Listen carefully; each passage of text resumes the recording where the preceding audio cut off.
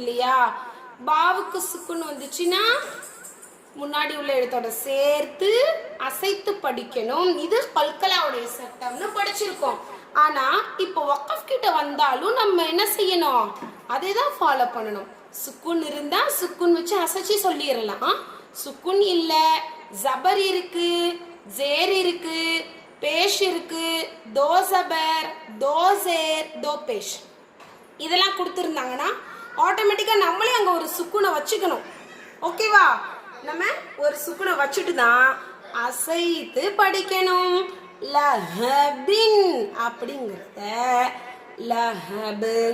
Okay, அடுத்து முத்தலக் துவாவிற்கு பாருங்க, தல்வஹூன்னு கொடுத்துருக்காங்க. இங்கே நம்ம என்ன செய்கிறோம்? துவா வந்திருக்கிறதால ஹாவுக்கு சுக்குன் வச்சு சிம்பிளா நிறுத்துறோம். தல்வஹ். ஓகேவா? இப்போ இது நம்ம எப்படி படிக்கணுங்கிறதுக்கு உண்டான எக்ஸ்பிளைன் சொல்லியாச்சு.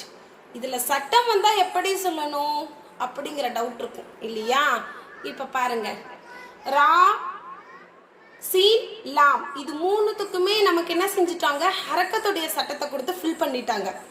இப்போ இதுல நீங்க லாம்க்கு கீழே ஜேர் கொடுத்துருக்காங்க. இது ஹரக்கத் சட்டம், நீட்டியோ தெளிவில்லாமல் ஓதக்கூடாதுன்னு முடிச்சிருங்க. முடிச்சுட்டு வக்கஃபுடைய சட்டத்துக்கு வரணும் நீங்க. சரியா?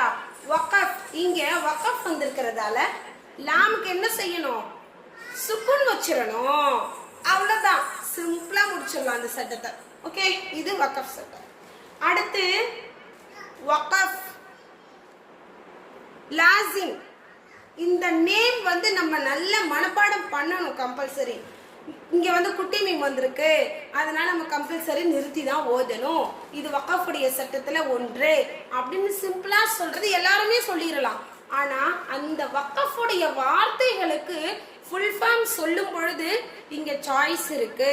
இங்க கம்பல்சரி நம்ம நிறுத்தியே ஆகணும், இங்க கண்டிப்பா நிறுத்தவே கூடாது அப்படிங்கிறத நம்ம எக்ஸ்பிளைன் பண்ணி மனப்பாடம் நம்மளே செஞ்சுக்கிட்டோம் அப்படின்னா நம்ம இன்னொருத்தருக்கு சொல்லும் பொழுது தெளிவா அவங்களுக்கும் புரியும், உங்களுக்கும் நல்லா ஞாபகம் இருக்கும். ஸோ இங்க என்ன செய்யணும்? வக்கஃப் லாசிமின் அப்படிங்கிற வார்த்தையை சொல்லிட்டு இங்க வக்கஃப் லாசிமின் சட்டம் வந்திருக்கு. இங்க கட்டாயமா கம்பல்சரி நம்ம நிறுத்தி தான் ஓதணும் அப்படின்னு முடிச்சிடணும். சரியா? அடுத்து வைரிஹி, இதுக்கும் நம்ம வக்கஃபுடைய ஆரம்பத்துல சொன்ன வக்கஃபையே ஃபாலோ பண்ணிக்க வேண்டியதுதான். இதுல புதுசா எதுவும் கிடையாது. அடுத்து இதுல நீங்க நல்லா கவனிக்கணும், இங்க வக்கஃப் சட்டம் வந்துருச்சு. அதனால நம்ம பாவிற்கு சுக்குன் வச்சுட்டு முன்னாடி உள்ள எழுத்தோட சேர்த்து அசைத்து ஓத வேண்டும். அவ்வளவுதான். இது கல்கலா சட்டம் அப்படின்னு சொல்லி என்ன செய்யக்கூடாது? சொல்லக்கூடாது. ஏன்னா அங்க கொடுத்திருக்க தோசைரை நம்ம என்ன செய்யறோம்? போக்கிடுறோம். போக்கி முடிச்சுட்டு இங்க வக்கஃப் வந்திருக்கு, வக்கஃபோட தான் நம்ம டார்கெட் பண்ணணும். சரியா? அப்போ வக்கஃபுடைய வார்த்தைகளை டார்கெட் பண்ணும் பொழுது இங்க வக்கஃபுடைய சட்டமா மட்டும்தான் நம்ம எக்ஸ்பிளைன் பண்ணணுமே தவிர இது வந்து கல்கலாவுடைய சட்டம்னு சொல்லி எக்ஸ்பிளைன் பண்ணிடக்கூடாது. இதை மட்டும் நல்லா கவனிச்சுக்கோங்க. பாவுக்கு மேல சுக்குன்னு வச்சு முன்னாடி உள்ள எழுத்தோட சேர்த்து அசைத்து ஓத வேண்டும். இங்க வந்து இவ்வளவுதான் வக்கஃபுடைய சட்டம் உங்களுக்கு வரும். அடுத்து வந்து தல்வஹூன்னு கொடுத்துட்டாங்கல்ல, இது என்ன? வக்கஃப் முத்தலக். ஓகேவா? துவா கொடுத்துருக்காங்க, நிறுத்தி ஓதணும்னு சொல்ல வேண்டாம். வக்கஃப் முத்தலக்குடைய சட்டம். ஓகேவா? நார்மலா நீங்க தால்க்கு கஸ்ரு, லாம்க்கு சுக்குன் சட்டம், வாவுக்கு ஹரக்கத் சட்டம், ஹாவுக்கு உல்டா பேஷ் மத்துடைய வகையும் நம்ம சொல்லி முடிச்சுட்டு அதுக்கப்புறம் என்ன செய்யணும்? இங்க வக்கஃப் சட்டம் வந்திருக்கு, வக்கஃப் முத்தலக்குடைய சட்டம்னு சொல்லணும். இங்க நம்ம நிறுத்தியும் ஓதலாம், நிறுத்தாமலும் ஓதிக்கலாம்.